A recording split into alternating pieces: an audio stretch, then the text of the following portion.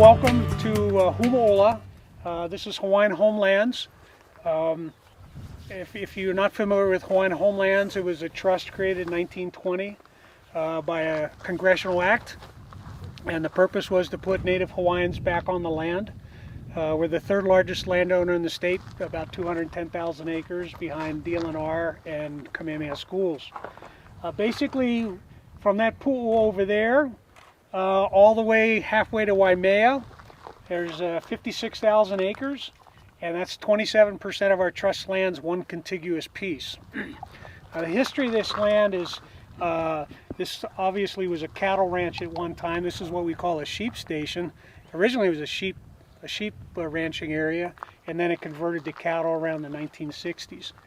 The forest that you see up there, that's Mauna Kea Forest Reserve, is primarily in this area momani trees, but this was described about 110 years ago as a solid momani forest.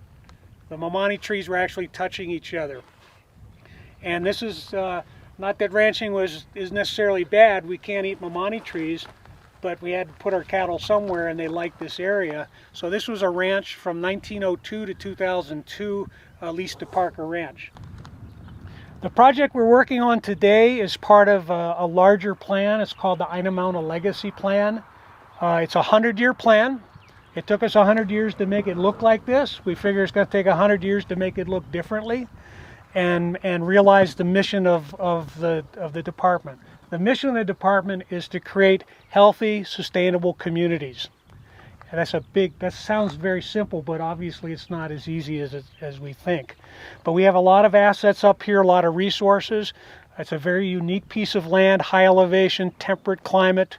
So we can do some things that many other landowners can't do because of where they're at in Hawaii, climate-wise, elevation-wise. And every time we bring a container full of Christmas trees in, we bring all kinds of critters, all kinds of pests. Last year, KTA couldn't even sell their Christmas trees because they were so infested, they just sent them all back. So we want to avoid that, and we think that we can grow mainland kind of Christmas trees, not your Hawaiian kind, Norfolk pine kind, but we think we can grow Douglas fir and true firs, the kind that you buy in the store every Christmas.